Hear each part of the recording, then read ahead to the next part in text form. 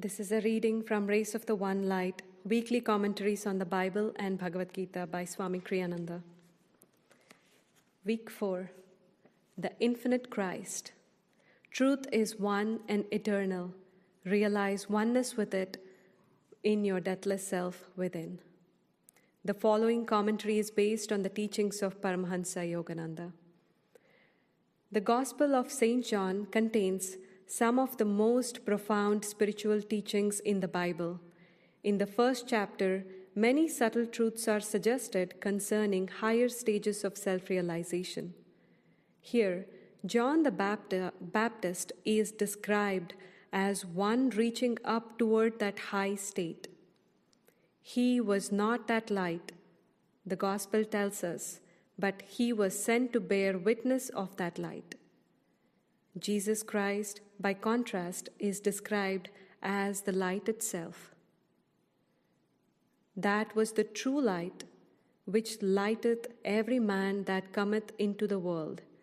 He was in the world, and the world was made by him, and the world knew him not. One essential truth stands out in this teaching, that Jesus came not to dogmatize people with a new teaching, but to bring them timeless, universal truths. Disciples saw the Master clothed in human form and therefore judged him in terms of his greatness relative to the greatness of other teachers. Wisdom, however, sees the Master's very greatness in terms of a cosmic unity. There is a passage in the Path by Swami Kriyananda in which this point is emphasized. The Master, Paramahansa Yogananda, explained, "The saint who attains that exalted consciousness never says, 'I am God,' for he sees it was the vast ocean that became his little wave of ego. The wave, in other words, would not claim, when referring to the little self, to be the ocean." At this juncture, Debbie, who was present, cried excitedly, "But sir, if you are one with that ocean, that means you are God." "Why I?" Master asked. "Say he is God." "But still, sir, you are one with him, and he is the only reality. That means you too are God."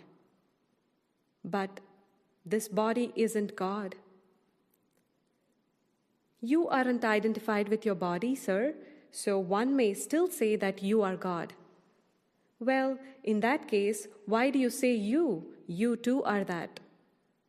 In a discussion of this sort, it is less confusing if we say he. "But what's the difference?" "The scriptures say," Master began.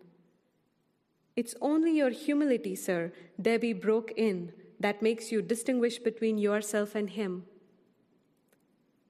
"How can there be humility when there is no consciousness of ego?" Triumphantly, Debbie cried, "But if you have no ego left, that means you are God." Master laughingly continued the earlier statement which Debbie had interrupted.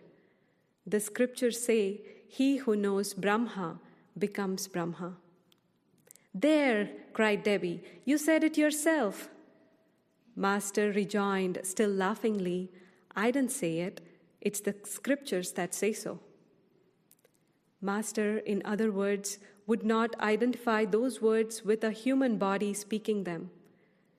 It was in his overarching spirit that he saw himself one with the infinite.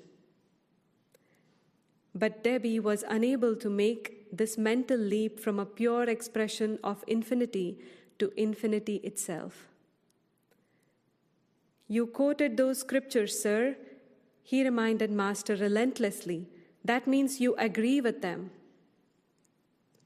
Recognizing that the distinction was perhaps too subtle for many to grasp, Master concluded, "Well, he who says he is God isn't God." And he added with a smile, "He who says he isn't, isn't." And there the subject rested amid General laughter. The greater a scriptural teaching, the more greatly we betray it by particularizing it with dogma. Truth itself, not the Christian truth or the Hindu truth, incarnates on earth with the birth of a fully liberated master.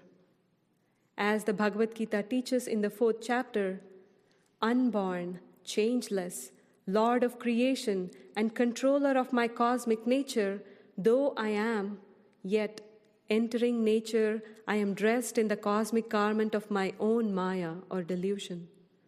O Bharata, whenever virtue declines and vice predominates, I incarnate on earth.